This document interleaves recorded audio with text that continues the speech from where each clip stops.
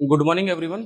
मेरा नाम आदित्य सिंह है और आज हम एक टॉपिक को डिस्कस करने वाले हैं जो जिस चैप्टर को बिलोंग करता है उसका नाम है sexual reproduction in flowering plant.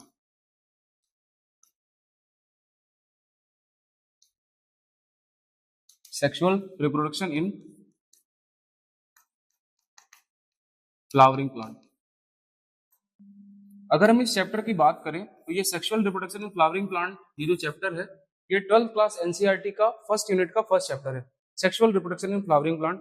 इसमें हमें आज का डिस्कस करना है, हमें स्ट्रक्चर ऑफ स्टेमन इस चीज को समझना है। तो आइए स्टार्ट करते हैं हम आज के अपने टॉपिक को, जिसका नाम है स्ट्रक्चर ऑफ स्टेमन।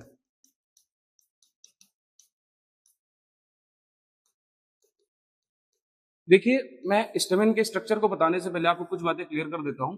हमने इसमें प्रीवियस क्लासेस में फ्लावर के स्ट्रक्चर को समझा था, जिसमें हमने देखा था इसमें फ्लावर होता है, एक पिंडल फ्लावर उसमें दिखाई देता है सेपल, उसमें दिखाई देता है पेटल। सेपल ग्रीन होता है जो बड़े स्टेज में फ्लावर की प्रोडक्शन करता है।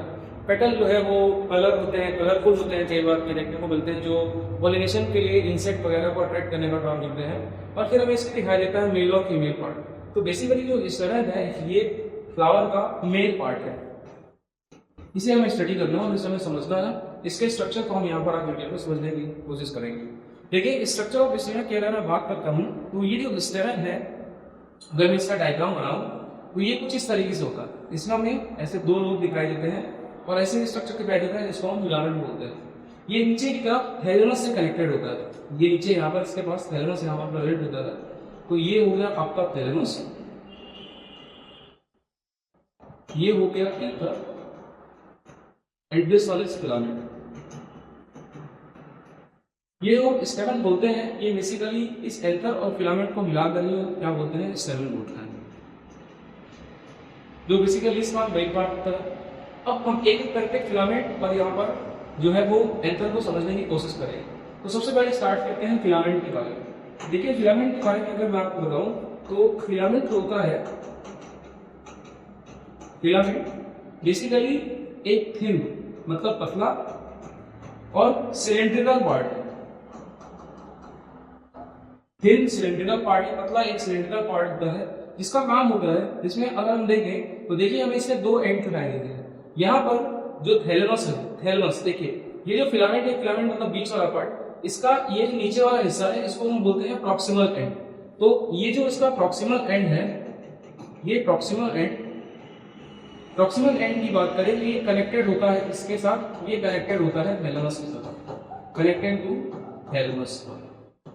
वहीं पर देखिए, अगर हम इसकी बात करते हैं तो ये हमने बात की, ये प्रॉक्सिमल एंड है और इसका ये वाला जो पार्ट है इसको हम डिस्टल एंड बोलते हैं। तो डिस्टल एंड फिलामेंट को किससे फिलामेंट किसको कनेक्ट करता है, तो ये बेसिकली इसके एंथर से जुड़ा हुआ होता है। तो ये जो डिस्टल एंड है, distal end connected to anther, ये एंथर से बेसिकली कनेक्टेड होता है। देखिए, यहां से हमें प्रीवियस क्वेश्चन में देखने को मिलता है, जैसे ये जो प्रॉक्सिमल एंड है, प्रॉक्सिमल एंड कहां से कनेक्टेड होता है, ये नीट 2017 में पूछा गया। नीट 2017 में यहां से क्वेश्चन आया कि ये जो हमें फिलामेंट दिखाई देता है, फिलामेंट पे जो दोनों एंड है वो किससे कनेक्टेड होते हैं, ये बड़ी इंपॉर्टेंट बात है। देखिए, मैं इसको एक छोटी सी ट्रिक के माध्यम से आपको समझाना चाहता हूँ। हमेशा याद रखिए, कभी भी प्रॉक्सिमल या डिस्टल पार्ट आ जाए, कभी भी, जैसे यहाँ पर हम देखते हैं हमें प्रॉक्सिमल और डिस्टल पार्ट दिखाई देता है, तो एक बार याद रखिए हमेशा उसमें कोई एक रेफरेंस पॉइंट होता है। जैसे अगर मैं इसकी मतलब इस डायग्राम की बात करूँ तो इसमें हमें नीचे थैलेमस दिखाई दे रहा है, दिस वन इज थैलेमस। तो थैलेमस इसका रेफरेंस पॉइंट है। अब ये जो थैलेमस है, थैलेमस से कनेक्टेड है आपका फिलामेंट। तो अगर थैलेमस रेफरेंस पॉइंट है तो ये वाला पार्ट जो फिलामेंट का थैलेमस से कनेक्टेड है, ये बेसिकली इसका प्रॉक्सिमल एंड है, और ये जिसके ऊपर एंथर कनेक्टेड है ये बेसिकली इसका डिस्टल एंड है। हमें क्या समझना है, हमें ये समझना है कि इसका जो रेफरेंस पॉइंट है इससे पास और दूर कौन है। तो इसके लिए हम रेगुलर क्लासेस में कई बार इस ट्रिक की बात करते हैं कि आप इसको ऐसे याद रख सकते हैं कि P for proximal and P for पास वाला, D for distal and D for दूर वाला। पास वाला मतलब क्या है, पास वाला मतलब प्रॉक्सिमल एंड, मतलब जो थैलेमस से बिल्कुल पास है, T फॉर डिस्टल मतलब जो दूर है, उसकी हम यहाँ पर बात करते हैं। इसको आप PCT, DCT जो हम एक्सक्रीटर सिस्टम में देखते हैं उसको भी आप इस ट्रिक के माध्यम से वहां पर याद रख सकते हैं। तो ये तो बात हो गई फिलामेंट के बारे में। अब अगर हम एंथर की बात करते हैं, ये जो एंथर है, एंथर कैसा होता है, तो देखिए एंथर की अगर हम बात करें तो बेसिकली जो एंथर होता है बेसिकली बाइलोब होता है। ये इसके दो लोब होते हैं, एक लोब ये और दो लोब ये। एनसीईआरटी में जब आप पढ़ेंगे तो आपको फर्स्ट पैरा ये मिलेगा कि a typical anther is bilobe, जिसमें इसका एक लोब है ये lobe 1 and lobe 2। A typical anther a typical anther is bilobe। Bilobe का मतलब होता है इसके बेसिकली दो लोब प्रेजेंट होते हैं।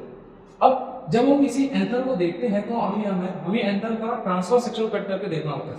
तो देखिए जैसे मान लीजिए ये आपका एंथर है, तो इस एंथर को हमें क्या करना है, हमें इस तरीके से कट करके देखना है। इसको ट्रांसफर सेक्शन बोलते हैं या नॉर्मली शॉर्ट फॉर्म में इसको टीएस भी बोलते हैं। तो देखिए जब हम इसका ट्रांसफर सेक्शन कट करके देखते हैं तो ट्रांसफर सेक्शन में हमें क्या क्या चीजें दिखाई देती है। ट्रांसफर सेक्शन का मतलब होता है जैसे मान लीजिए ये आपका एंथर है, आपने एंथर को इस तरीके से कट किया, जब आप यहाँ से कट करेंगे तो आपको ये वाला व्यू दिखाई देगा। तो अगर हम बात करते हैं एंथर की, तो जब हम उसका ट्रांसफर सेक्शन कट करते हैं तो ट्रांसफर सेक्शन कट करने के बाद हमें कुछ इस तरीके से स्ट्रक्चर दिखाई देता है।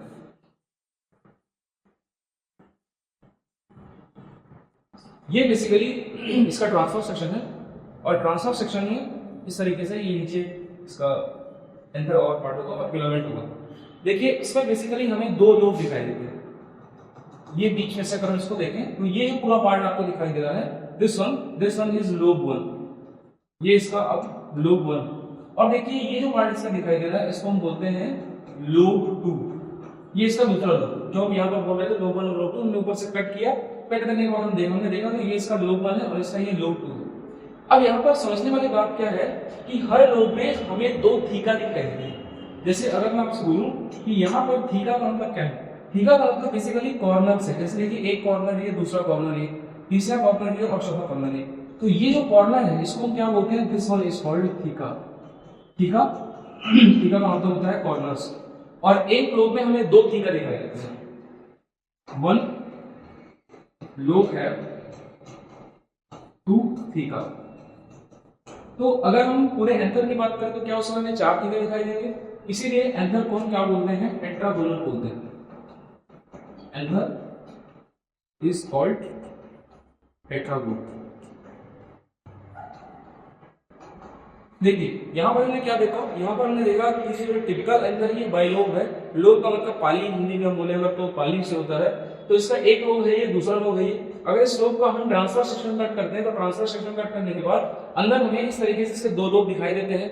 दो लोब में हमें इसके कुछ कॉर्नर्स दिखाई देते हैं। अगर एक लोब की बात करें तो उसके दो कॉर्नर, तो बेसिकली इन दोनों लोब को मिलाकर टोटल हमें चार कॉर्नर्स दिखाई देते हैं। ये जो कॉर्नर, इस कॉर्नर की वजह से ही हम एंथर को कैसा बोलते हैं, टेट्रागोनल बोलते हैं। अब देखिए यहाँ पर हमें दिखाई देता है एक ग्रूव का मतलब नॉर्मली अगर कॉमन लैंग्वेज बोले तो दरार या कुछ ऐसा खांच जैसा। तो यहाँ पर ये जो आपको दिखाई दे रहा है इधर तो इधर भी, इसको हम बोलते हैं लॉन्गिट्यूडिनल ग्रूव। Longitudinal groove. और ये जो लॉन्गिट्यूडिनल ग्रूव है ये रन कैसे कर रही है, रन कर रही है लेंथ वाइज, क्योंकि ये अंदर की तरफ जा रही है तो रन कर रही है लेंथ वाइज। और ये क्या कर रही है, बेसिकली सेपरेट कर रही है इसको, ये सेपरेट कर रही है टू थीका की। दो थीका को आपस में सेपरेट करने का काम कौन करता है, ये लॉन्गिट्यूडिनल ग्रूव करती है। तो अभी हमने बेसिकली बेसिक चीजों को देखा। हमने स्ट्रक्चर ऑफ स्टेमन को देखा, जिसमें हमने एंथर और फिलामेंट दोनों यूज करके बना होता है। फिलामेंट जो बात करें तो थिन होता है, सेरेंटिडम होता है। और इसका प्रॉक्सिमल और डिस्टल एंड जो होता है वो किसी तरीके से कहां से कनेक्ट होता है। इसका प्रॉक्सिमल एंड कनेक्टेड होता है थैलेमस के साथ और इसका डिस्टल एंड जो है वो कनेक्टेड होता है एंथर के साथ। अब एक टिपिकल एंथर को हम देखें तो ये बाइलोब होता है। बाइलोब का मतलब होता है इसमें हमें दो लोब दिखाई देते हैं। जब हम इसका ट्रांसफर सेक्शन कट करके देखते हैं तो हमें इस तरीके से इसमें दो लोब दिखाई देते हैं और इसमें हमें क्या दिखाई देगा, थीका दिखाई देगा। थीका जो है वो एक लोब में दो, तो दो बाय टोटल चार से जैसा बोलते हैं एंथर को टेट्रागोनल बोलते हैं। तो आई होप यहाँ तक आपको समझ में आ गया होगा। अब हम इसके आगे जो है वो मूव करते हैं।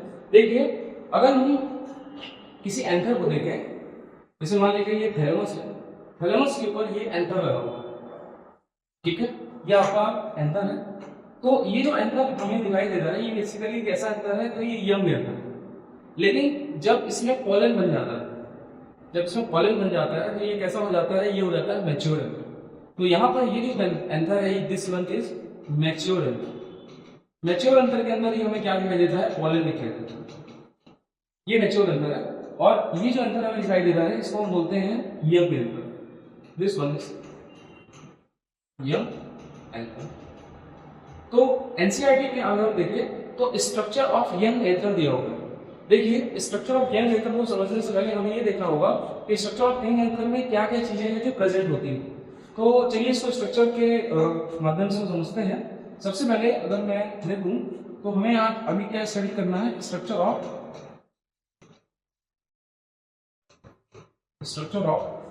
यंग एथर।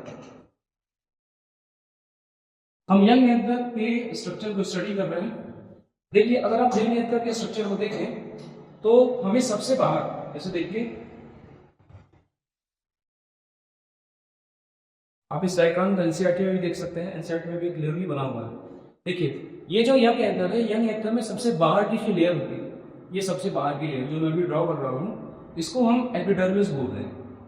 ये बिल्कुल बाहर होती है, आउटर नोज कवरिंग होती है, जो एंथर की एक तरीके से हम बोले कि प्रोटेक्शन लेयर है।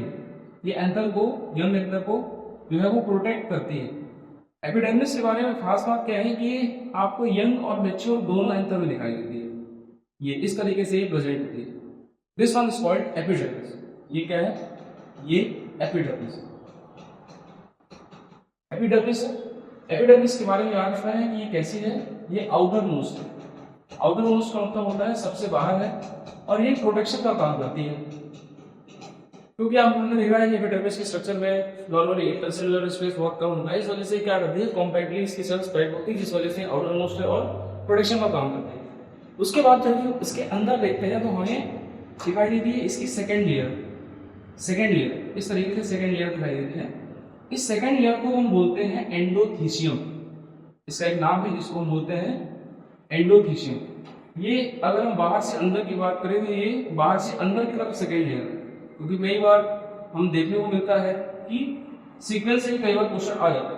तो ये जो इसके अंदर की लेयर है इसको हम बोलते हैं that this one is called endothecium.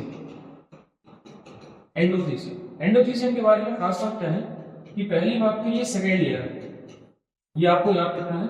और एनसीईआरटी में अगर हम बेसिकली बात करें एंडोथीसियम की, तो एंडोथीसियम जब डेसेस होता है, डेसेस का मतलब होता है कि जब ये आपका जो यंग एंथर है, जब ये मैच्योर होता है, ये फटता है, और फटने के बाद ये जो पॉलन अंदर प्रेजेंट होते हैं बाहर निकलते हैं। तो ये जो लेयर है ये बेसिकली डेसेस में हेल्प करती है।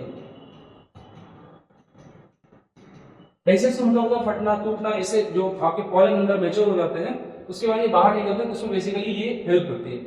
अब देखिए इसके बाद नेक्स्ट जो लेयर है उसको हम बोलते हैं मिडिल लेयर। ये मिडिल लेयर होती है, ये मिडिल लेयर है। ये हमें हर एक इसमें आपका जो टीका है इसमें हमें दिखाई देती है। This one is middle layer.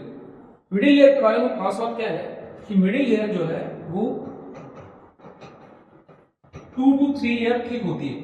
तो मिडिल लेयर के बारे में हमें याद रखना है कि मिडिल लेयर जो है वो 2 to 3 लेयर यहाँ पर थिक होती है, मोटी होती है। इस तरीके से यहाँ पर हमें देखने को मिलता है। अब देखिए इसके बाद तो हमने अभी तक क्या देखा, एक बार रिवाइज कर लेते हैं। सबसे पहले बाहर की तरफ एपिडर्मिस है जो आउटर नोज है, और क्या करती है, प्रोटेक्शन का काम करती है। उससे अंदर की तरफ दिखाई देती है एंडोथीसियम जो सेकेंड लेयर है, और डेसेस का हेल्प करती है। उसके बाद जब हम और अंदर आते हैं तो हमें दिखाई देती है मिडिल लेयर। ये मिडिल लेयर है, मिडिल लेयर है, ये 2 से 3 लेयर मोटी होती है। अब इसके अंदर भी जब हम देखते हैं किसी एक टीका को, तो हमें यहाँ पर दिखाई देते हैं एक और लेयर। ये सिंगल लेयर होती है बेसिकली, इसको हम बोलते हैं tapetum. This one is called tapetum. ये जो हमें दिखाई दे रही है लेयर, इसको हम टेपिटम बोलते हैं। ये सबसे अंदर वाली सिंगल लेयर होती है। ये बात में खास ध्यान रखना है। अभी तक हमने जो देखा एपिडर्मिस, एंडोथीसियम, मिडिल लेयर और टेपिटम, इसमें जो मिडिल लेयर है वही से 2 to 3 लेयर थिक होती है। बाकी जैसे जिसमें बात करते हैं टेपिटम की, तो ये कैसी होती है, सिंगल लेयर होती है। ये टेपिटम।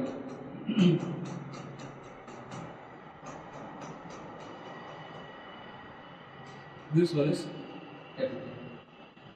देखिए टेपिटा के बारे में कुछ बातें याद रखनी है हमें। टेपिटा में एक इंपॉर्टेंट लेयर है। टेपिटम जो है, टेपिटम को हम बनाते हैं उसकी सेल्स को। तो टेपिटम में ये सेल्स होती है, वो पहली बात तो इनका जो साइटोप्लाज्म है वो डेंस होता है।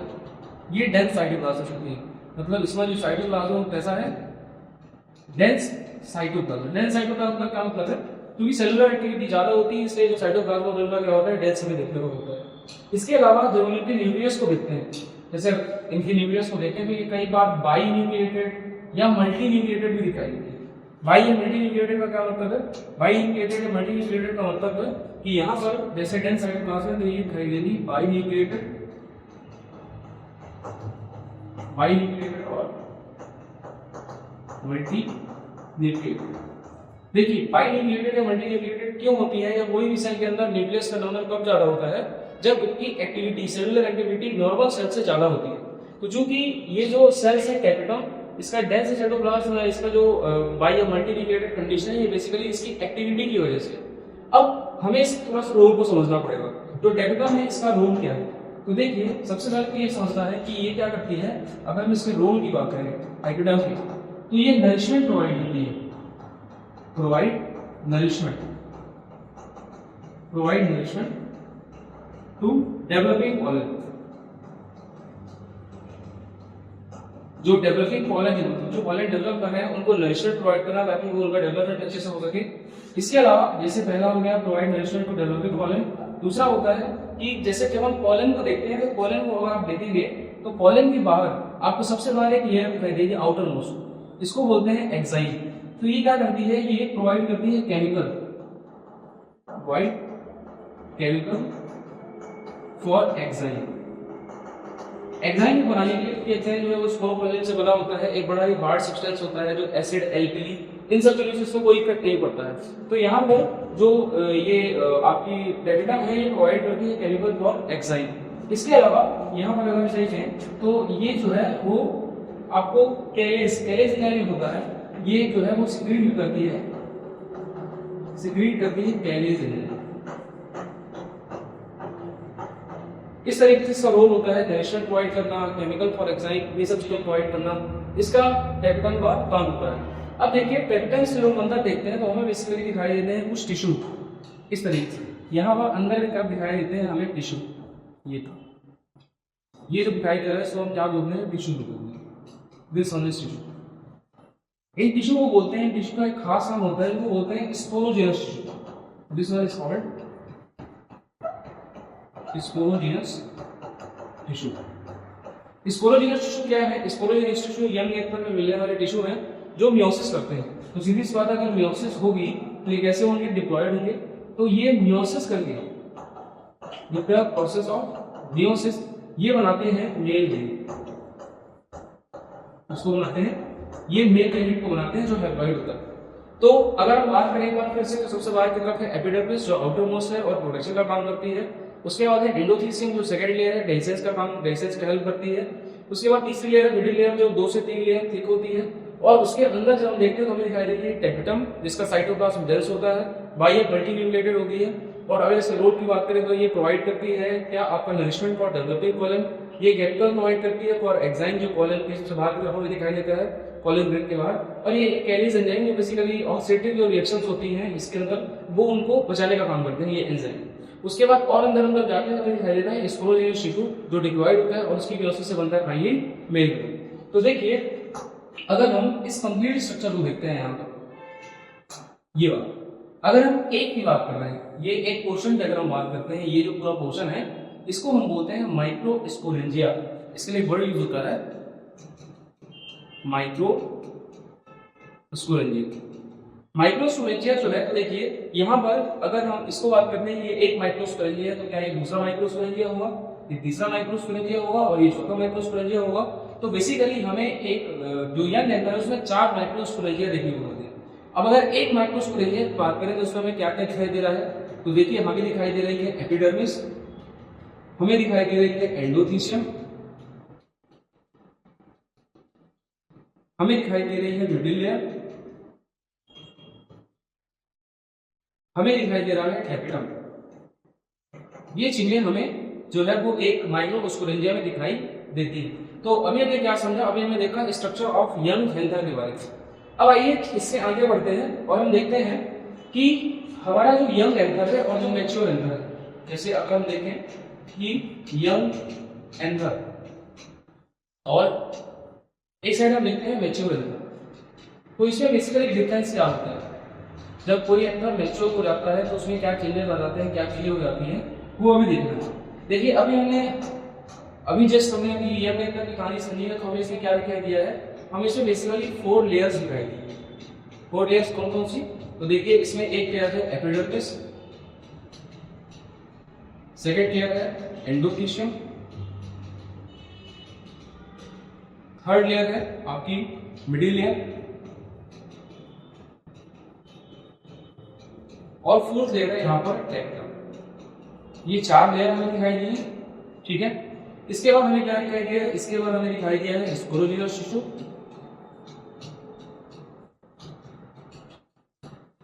जो कैसा होता है? डिप्लॉयड होता है यहाँ पर। लेकिन जब हम बात करते हैं मैच्योर एंथर की, कोई कहते हैं जब मैच्योर हो जाता है तो उसमें क्या होता है? तो देखिए मैं इसको आपको एक डायग्राम से बताता हूँ। देखिए अभी हमने यंग एंथर की पूरी कहानी समझी है तो हमें इसको समझने में थोड़ा सा आसानी होगी।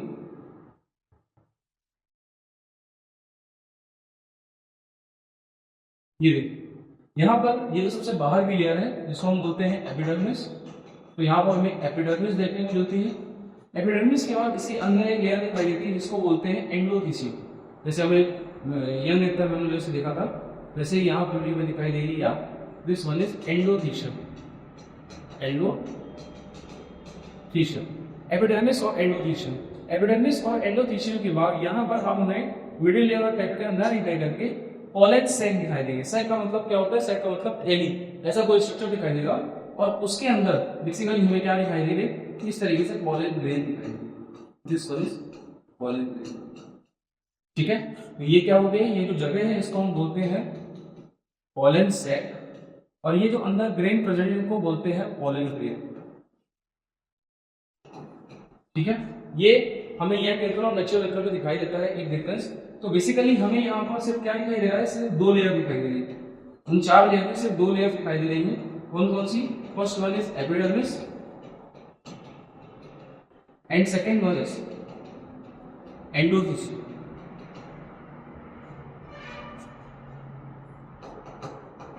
एंडोथीशियम सिर्फ 2 लेयर यहाँ पर दिखाई दे रही है। इसके अलावा हमें यहाँ पर क्या दिखाई दे रहा है? इसके अलावा हमें यहाँ पर दिखाई दे रहा है पॉलन सैक, और पॉलन सैक के अलावा हमें क्या दिखाई दे रहा है? Pollen grain.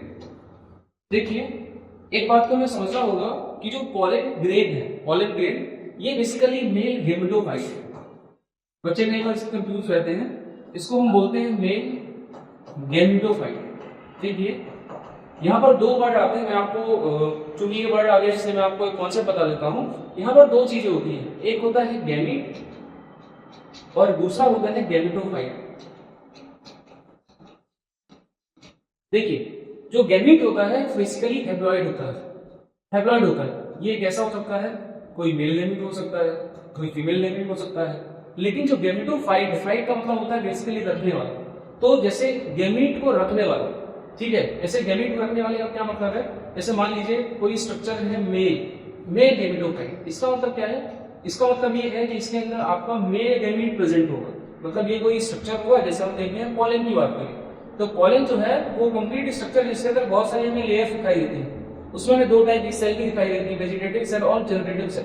तो यहाँ पर हमें क्या दिखाई देता है? यहाँ पर हमें ये जो जनरेटिव सेल है इसका न्यूक्लियस, इसमें यहाँ पर जो जनरेटिव सेल बनी है यहाँ पर 2 मेल गैमीट प्रेजेंट होते हैं। तो बेसिकली ये जो कंप्लीट स्ट्रक्चर है इसके अंदर हमें मेल गैमीट दिखाई दे रहा है। इसलिए हमें ये समझना होगा कि पॉलन ग्रेन, इसको हम डायरेक्ट कई बार बच्चे ये गलती करते हैं कि इसको डायरेक्ट मेल गैमीट बोल देते हैं। ये मेल गैमीट नहीं है, ये मेल गैमीट को रखने वाला स्ट्रक्चर है, इसलिए हम इसको क्या बोलते हैं? मेल गैमेटोफाइट बोलते हैं। ठीक है, आपको बात समझ में आ गई कि मेल गैमीट और गैमेटोफाइट में क्या डिफरेंस होता है। अब देखिए यंग एंथर और मैच्योर एंथर के बीच में तुमने डिफरेंस देख लिया। अब यहाँ पर एनसीईआरटी की ओर देखेंगे तो आपको दिखाई देगी एक लाइन। एनसीईआरटी क्या होती है? देखिए एनसीईआरटी बोलती है, इसको हम नोट पे लिख सकते हैं कि जैसे यंग एंथर की बात है तो यंग एंथर में अगर हम बात करते हैं एपिडर्मिस की, अगर हम बात करते हैं एंडोथीशियम की, और हम बात करते हैं इसकी मिडिल लेयर, तो इन तीनों का रोल क्या होता है? तो रोल की अगर बात करें तो रोल में पहला रोल है प्रोटेक्शन देना और दूसरा रोल है डेक्सेंस के हेल्प करना। डेक्सेंस का मतलब क्या होता है? डेक्सेंस का मतलब भाई मैंने आपको बताया कैसे पॉलन फटेगा, ये यहाँ से तो ये क्या हो जाएगा? पॉलन सैक से पॉलन बाहर निकल जाएगा। तो डेक्सेंस बेसिकली ये एनसीईआरटी ने उनको रोल के फॉर्म में दिया हुआ है। लेकिन आप एक बात याद रखिएगा, ये क्वेश्चन पे डिपेंड करेगा, क्वेश्चन में ये चीज दी गई है कि नहीं। अगर देखिए क्वेश्चन में आपसे क्वेश्चन पूछा जाए कि सिर्फ डेंसेस के द्वारा हेल्प कर रहा है, ओनली हेल्प इन डेंसेस, तो देखिए एनसीईआरटी के अकॉर्डिंग वो क्यों कर रही है, लेकिन एग्जैक्टली अगर मैं बताऊं तो एग्जैक्टली जो है वो आपकी मेनली जो एंडोथेशियम है, mainly endothecium is responsible for आपका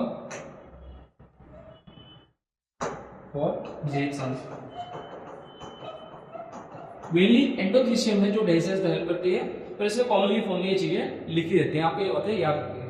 तो आज हमने जो देखा वो देखा कि ये कॉलन ग्रेन जो है वो किस तरीके से बनते हैं, और कॉलन ग्रेन में हमने देखा यंग एल्डर और मैच्योर एल्डर की कहानी। तो देखिए एक बार इसको देख लेते हैं। आज हमने डिस्कशन यहाँ से स्टार्ट किया। इसमें हमने देखा structure of crystal, structure of crystal का हमने एंथर को देखा। एंथर में देखा कि दो लोग होते हैं, दो लोग में चार जुड़ा हुआ दिखाई देती है। तो हमने स्ट्रक्चर ऑफ यंग एंथर के बारे में बात करी, देखा कि यंग एंथर में कितनी लेयर्स होती है, क्या क्या काम करती है, इन सबको हमने यहाँ पर देखा। और एक को हम क्या बोलते हैं, एक को हम माइक्रोस्पोरेंजिया बोलते हैं।